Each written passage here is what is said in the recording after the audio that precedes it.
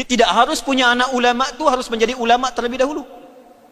Ya, bisa mengantarkan itu, tapi standar niatnya yang dibuat oleh Allah bukan nasab. Standarnya adalah keikhlasan dan kesungguhan untuk mewujudkan itu.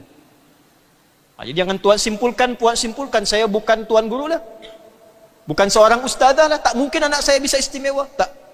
Sejarah membuktikan Imam Nawawi yang kita bahas sekarang ni ternyata ayahnya, bapaknya itu seorang yang memiliki tokoh saja.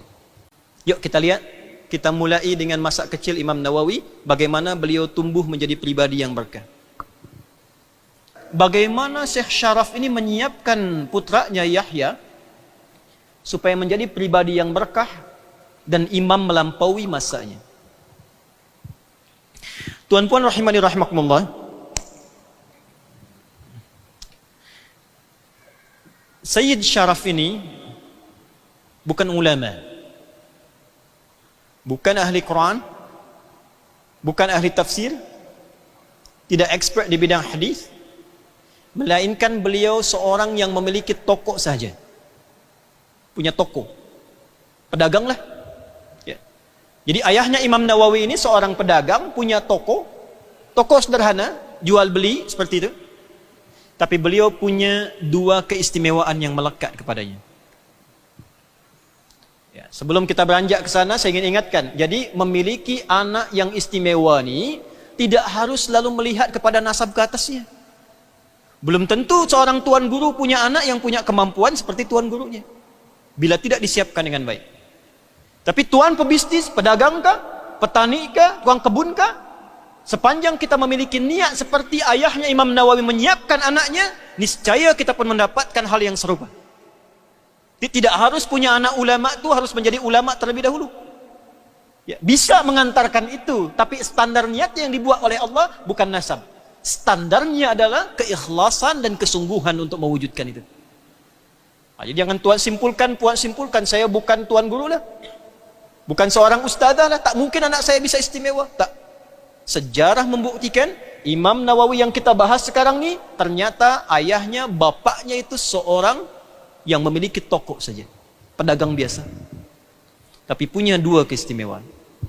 Satu, beliau selalu memastikan semua yang dijual belikannya itu halal dan tidak membawa harta ke rumahnya kecuali halal harta itu. Harta yang halal.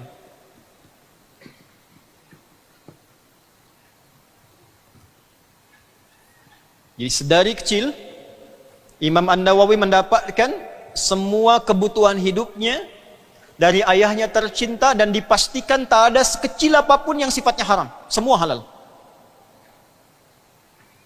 Ini saya beri rahasia ya. Tapi ini diantara kita saja ya. Sampai Imam Nawawi dewasa pun sampai wafatnya. Karena nanti Imam Nawawi ini wafat lebih dulu dibandingkan ayahnya. Jadi Imam Nawawi wafat, ayahnya masih hidup sampai 7 tahun kurang lebih. 7 tahun baru kemudian meninggal dunia. Itu semua makanannya dikirimkan oleh ayahnya.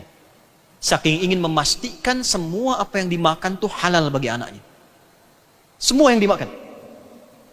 Imam An-Nawawi tak pernah makan kecuali makan dari ayahnya saja.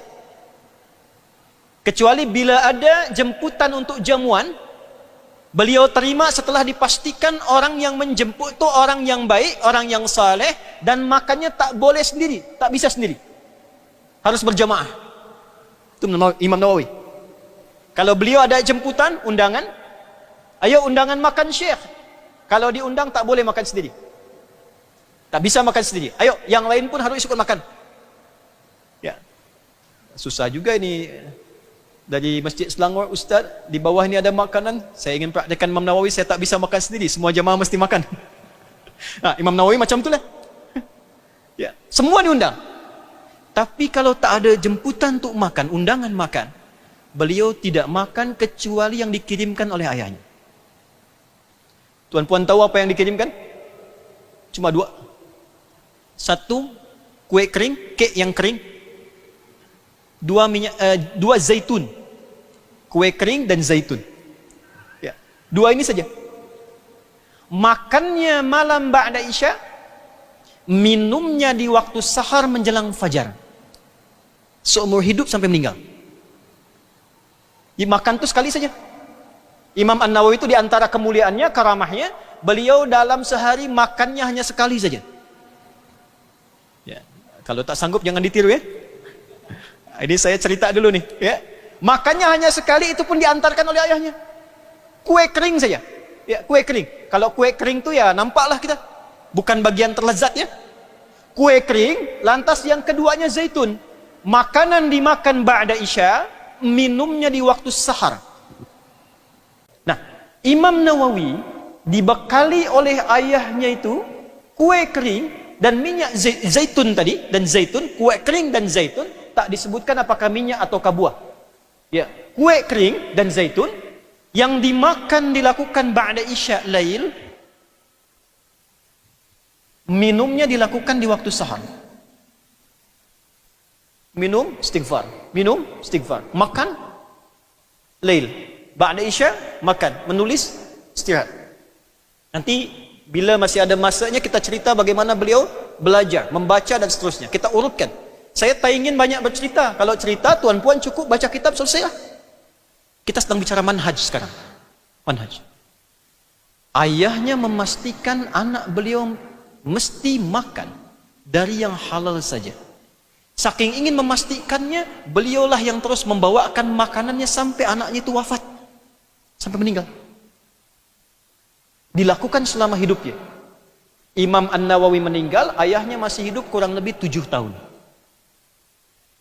Makannya Imam Nawawi malam ba'da isya, minumnya di waktu sahar dalam artian sahur.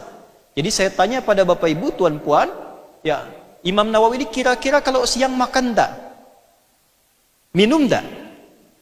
Berarti beliau puasa selama hidupnya. Ya. Tuh lihat, kalau berkah tuh makan sikit tapi ilmu banyak. Makan sikit tapi tenaga banyak, berkah tuh. Ya. Orang sekarang balik ya. Cakap sikit makan banyak. Ya. Ada yang cakap banyak makan banyak tuh. Ini tak. Ya, makan sikit ilmu banyak. Dan kita dapatkan surat Ramadan. Cuma sikit saja makan sahur, sikit saja minum. Ya, air gula lah kita minum. Ya, saat buka tu, awal mulanya kan semua pengen tu. Buah naga atau alpukat, avokado ke apa semua dikumpulkan, yang diminum cuma teh manis tu. Ya, air gula teguk saja selesai kan? Tapi bisa tarawih, bisa khatam Al-Quran, bisa kita banyak istighfar Ramadan. Sekarang kenapa Ramadan lepas makan banyak, ibadat sikit? Hah? Coba cek, bukan karena banyak sikitnya, coba lihat berkahnya. Ayah Imam Nawawi selalu memastikan anaknya tak boleh sentuh makanan kecuali makanan itu halal dia makan.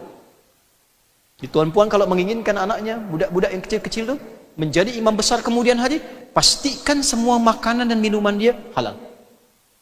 Jangan pernah bawa yang haram ke dalam rumah. Kami punya sekolah khusus untuk mencetak ulama saja di Indonesia, di Bekasi. Hanya terima 40 dalam setahun. Yang daftar bisa 1000. Mula menerima dari usia 3 tahun. Jenjangnya sampai PhD, sampai doktora, sampai S3. Jadi diterima 40 dari usia kecil-kecil, budak-budak 3 tahun, 4 tahun, dia belajar sampai dia dapat PhD. Scholarship. KB-nya saat datang kelompok bermain mesti diantar oleh ayah ibunya dengan seragam tempat dia bekerja, profesinya apa. Ya, bila dia semisal saja polis, dia pakai pakaian polis, dia hantar anaknya ke sekolah. Perhatikan. Lalu kami ajarkan pada anaknya, cakap kepada orang tuanya, ayah, aku mau belajar di sini, tolong ayah cari yang halal, jangan pernah cari yang haram, karena nanti akan merusak pelajaranku di sini. Disampaikan itu oleh anaknya yang baru berusia 4 tahun. Ayahnya peluk anaknya, dia menangis, dia pamit pergi. Bukan anak yang cium tangan ayah, ayah cium tangan anak. Usia 5 tahun di TK, kindergarten, itu 5 juz hafalan Quran. Ibtidaiyah, elementary, ya, SD, 30 juz. Kita wisuda di Mekah, di Madinah, baru masuk boarding, pondok, 6 tahun. Ya, itu scholarship semua hanya bawa tubuh saja. Tak boleh bawa pakaian, tak boleh bawa yang lain. Semua kami sediakan. Ya, 100% scholarship, full scholarship. Sampai lalu ya, college sampai ke PhD. Lalu pulang kembali ke daerah masing-masing untuk mengajar lagi. Kalimat pertama yang disampaikan pada bapak ibunya, jangan pernah cari yang haram. Nah, tuan pun begini, saya tak mahu datang ke sini, saya tak minta apapun. Saya datang sendiri, tiket sendiri, mengajar sendiri, saya tak minta apapun termasuk pada panitia. Semua niaga saya dengan Allah. Tapi semua kedatangan saya ini hanya untuk mengabarkan salah satunya, pastikan semua yang melekat pada diri kita itu disukai oleh Allah. Jangan pernah cari yang haram. Berat timbangan kita saat kembali kepada Allah. Nabi sampaikan setiap yang haram masuk ke perut diri kita ini, itu sama sahaja dengan bahan bakar neraka. Sama kita mengumpankan diri kita ke dalam neraka. Ini keberkahan Imam Nawawi yang pertama.